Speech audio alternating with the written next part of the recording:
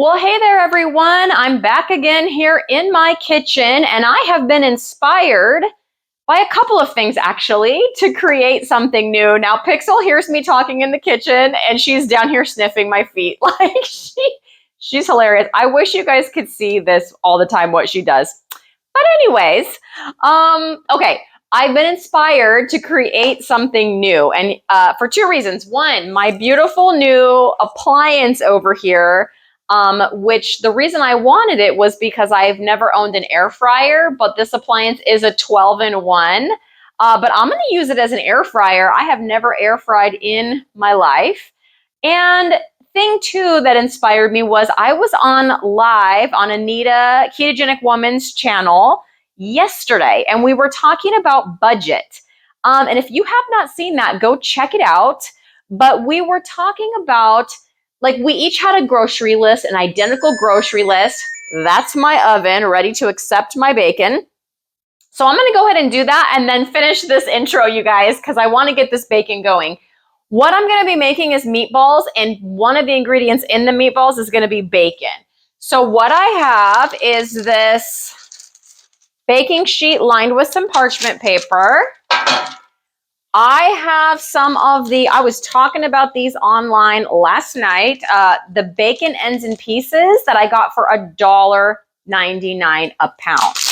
Yes, you heard me, $1.99 a pound. They're normally $2.99 a pound, which is awesome.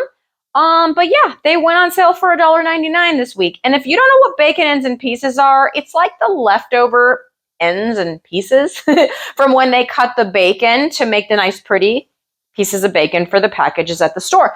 And they're going to sell those packages for whatever they're going to sell them for. Usually that's about $6.99 a pound or so. But these, because they're not pretty, they're quite irregular. Sometimes they're thick, right? Like this is a thick piece from the end. And then you get these like irregular looking pieces like this. Well, guess what? For these meatballs, I'm going to be cutting up this bacon anyway. So who cares? Who cares? What I really want is like little bacony bits of goodness to go in the meatballs. So baking bacon, I think most people are on the baking bacon train by now, but baking bacon is my absolute favorite way of cooking bacon, and it's because it's basically no mess. It's not going to splatter or anything like that. It's going to bake up in about 20 minutes, and it's going to be delicious. So I've got my oven preheated now. That was that timer you heard going off. I've got my oven preheated now to 375 degrees. And this was just the rest of those bacon ends and pieces. I don't know how much it is, maybe a half-ish pound of bacon or so. And I'm going to put this in the oven until it gets kind of cooked up. I don't care if it's totally cooked through because I'm going to incorporate that into the meatballs before I cook them. So I'm not looking for super crispy bacon, but like pretty much cooked bacon that I can kind of take a knife, run that through, and make some little crumbly pieces of bacon.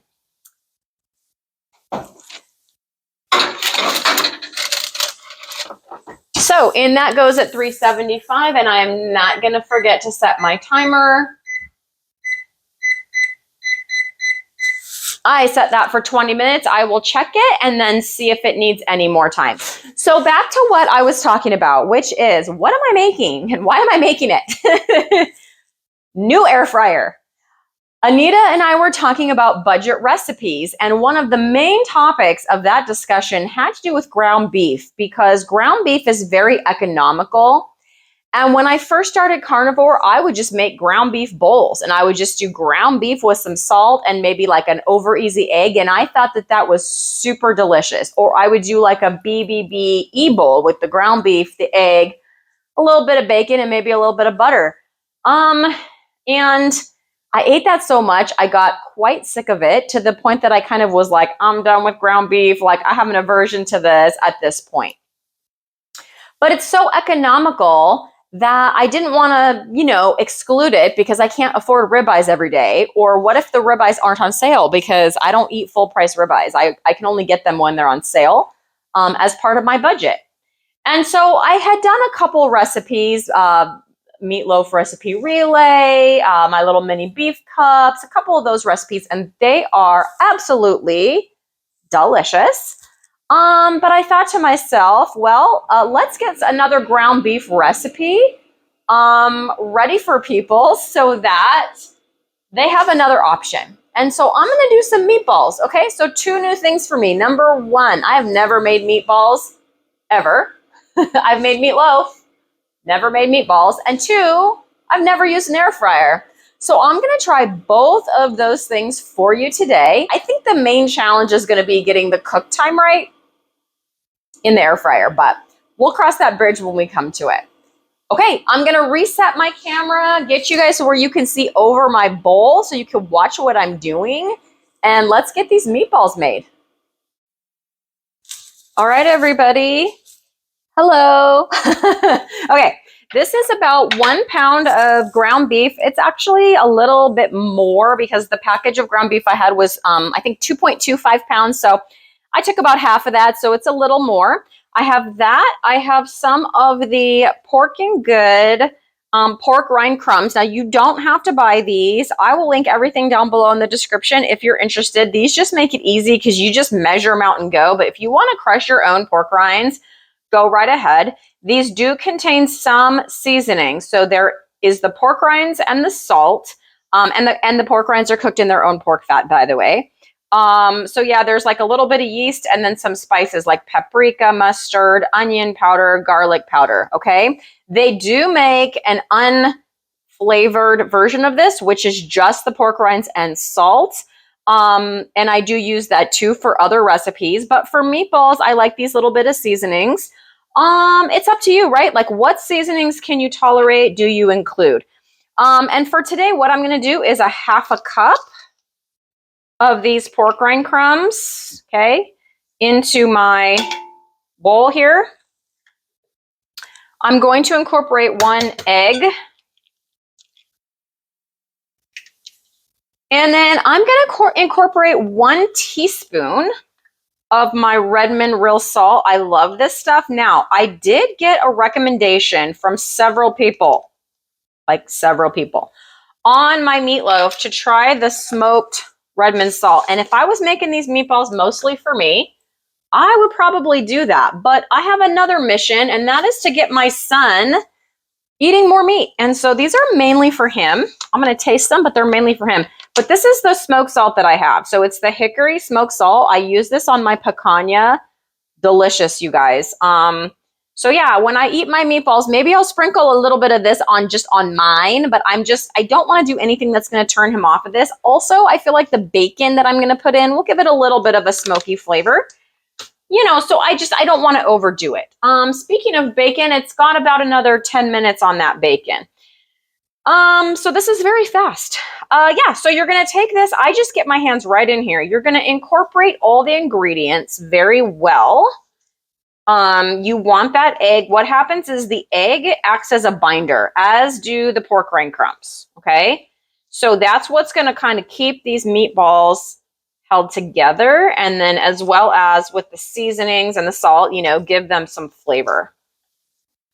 You do not want to overmix. So you want to mix well, but you do not want to overmix. You want your meat to have like a little bit of air pockets in there, if that makes sense. If you overmix anything like a meatloaf or meatballs, then your end product will be less tender. Nobody likes tough meatloaf or meatballs. So you just want to combine them so that everything is well mixed, but not overly mixed. So I'm going to go about like that. Now, the last thing I have to do right now is just wait for the bacon to be done. And then once it's done, I will chop that up into pieces, mix those in, and then I will show you, you may be able to see this, I'll show you what I'm going to do with these little guys. So stay tuned for that. Okay, this is not meatballs. This is just the rest of the ground beef, you guys. And I thought I'm going to go ahead and cook the rest of this up as taco meat for my husband and son because that's what they prefer. So I don't measure or anything, but I just use some salt, some garlic powder, some onion powder, and some chili powder. If it was up to me, I prefer cumin, but this is not for me. And so it's for them, and my husband doesn't like the cumin. But there you go. That's what I did with my other, little over a pound of ground beef, and that will last them for a day or two. So what I'm going to do is take most of this bacon off of the tray to let it cool off so that I can chop it up for these meatballs. So as you can see, the pieces are just like kind of small and irregular because, again, these are my bacon ends and pieces, but it's fine. It actually makes less work in a recipe like this, right? Because I'm going to have to chop them up. This is less chopping, less cutting for me.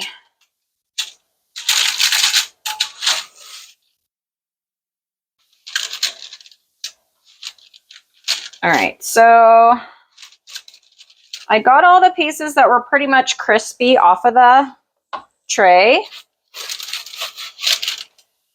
And there's this piece that was like that big kind of fatty end piece. I'm going to actually flip it over, this one too. And I'm going to stick that back in the oven for just a few more minutes.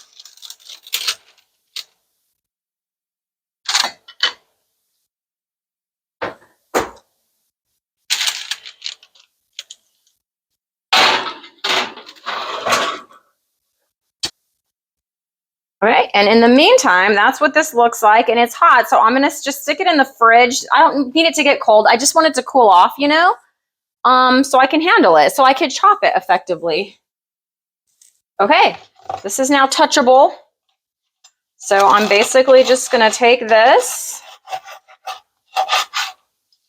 run my knife through it.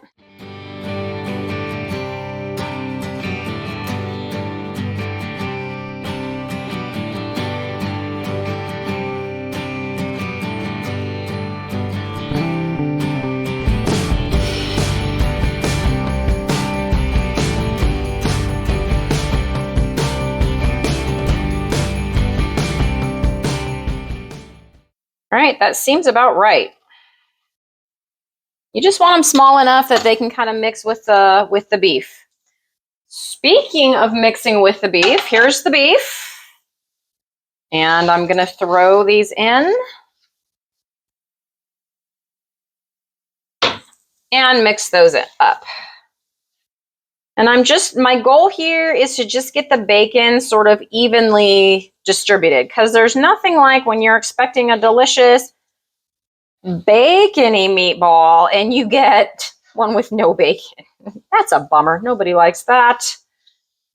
All right, so you just want to kind of evenly distribute that bacon. Now, to make the meatballs kind of the same size, or roughly the same size, in my bowl here, I'm going to eyeball. So instead of going meatball by meatball, right, and then seeing how it's going to end up at the end, I'm going to roughly start dividing this meat up, right? So I did halves. Look at me, 5th grade teacher. I could do fractions. And these don't have to be perfect, right? But, okay, there's like fourths-ish.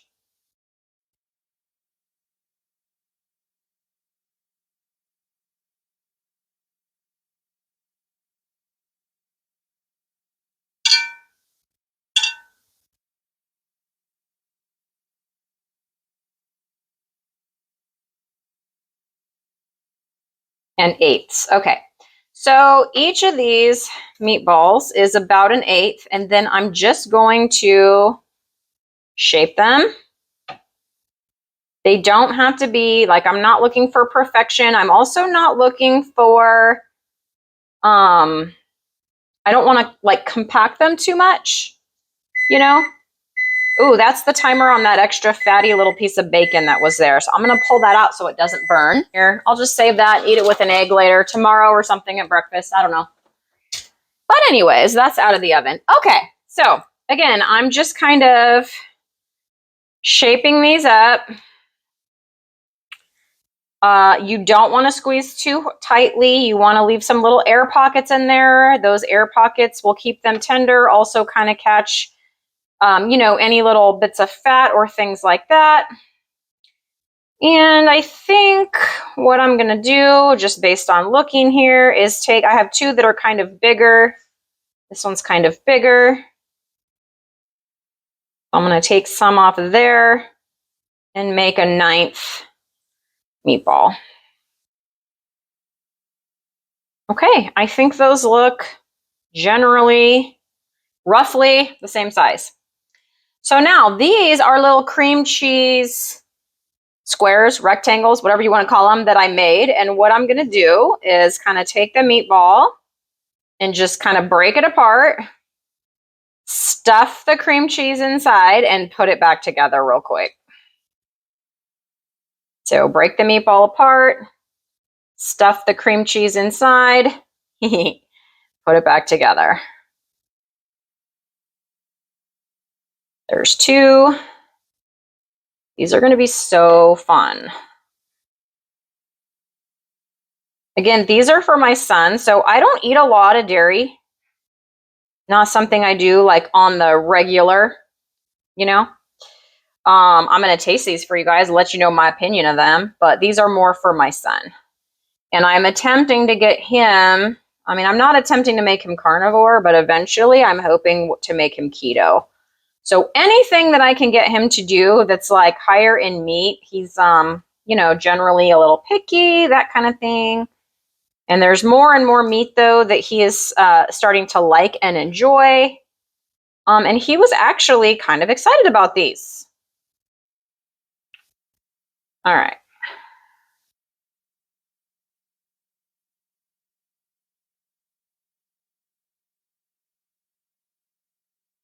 This is fun. Like, break it open, stick the cheese in there, and hide it.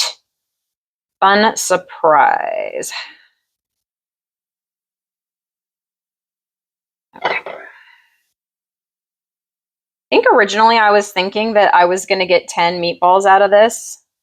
But I didn't want them to be too small. I want them to be substantial. So I got 9, which is why I don't even know if you could see my plate here, but there'll just be a little piece of leftover cream cheese. It's fine.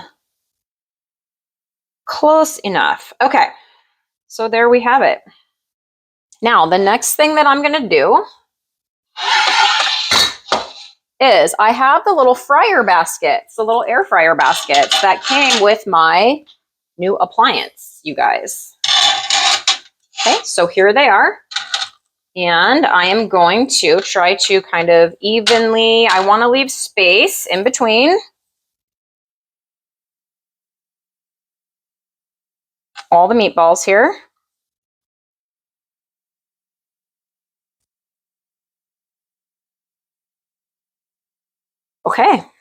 Okay, so there were those of you, friends of mine, that were curious about this thing. And I had put these in here because my goal is to put these down below to sort of catch any greasy drips. That way I don't have to clean the bottom of the air fryer. There is a drip tray down here, and I did cover it with foil, but like the coils are still over that. But I wanted to show you the wall. This is like, somebody was asking me about this and how it works. So it's this easy to install. So you just line it up, which is hard to do with a camera in your hand, but there we go. Put the wall in. And then you've got these little trays. I'm using these as just drip trays. So these are going to be drip trays to catch the grease, because I know for sure that these meatballs are going to drip. This is 80-20 ground beef. So I'm going to stick one of these air fryer trays in on either side here.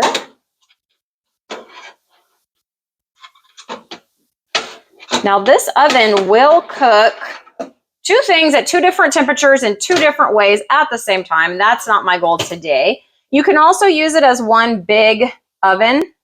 I'm also not doing that today. So I'm going to each turn on both sides, but I'm going to do them the same. So I've got air fry. You guys can't see that. I've got air fry at 400 degrees for 16 minutes. And I have no idea how long these are going to take. So this is all and experiment. But I'm gonna go ahead and start those up. We'll come back in 16 minutes and see what we have, you guys.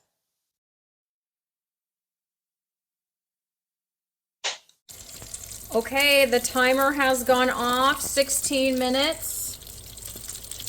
It is a very good thing that I use these drip trays. Look at all that cleanup I saved myself. So I'm gonna pull these out, let them cool down a bit, and then give them a taste test for you guys. They smell good. I mean, they look good. Okay, so I have my little big, I don't know, medium size? What are they? Meatballs here on my plate. And I'm gonna go ahead and give this a try because it smells delicious. It looks delicious. Cream cheese in the middle, bacon, salty goodness. What more could you want?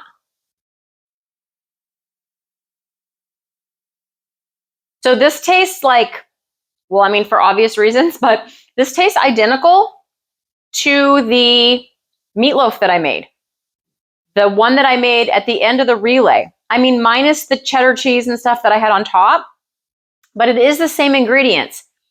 It's just in this more like slightly portable form, which kind of gives it some interest. And also because I use the air fryer, the outside is a little crispy, which gives it a nice texture.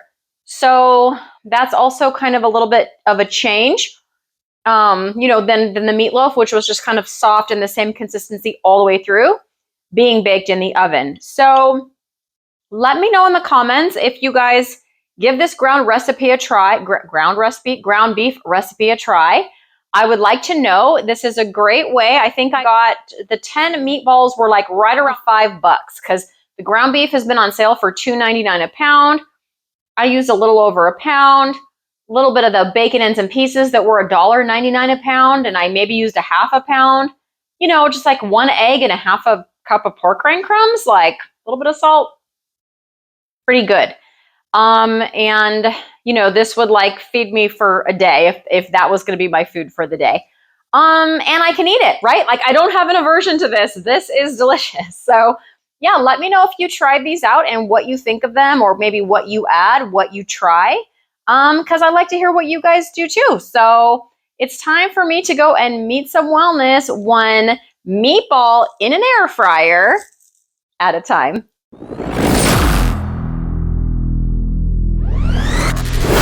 Okay, so back to what a little piece of bacon escaped on the floor.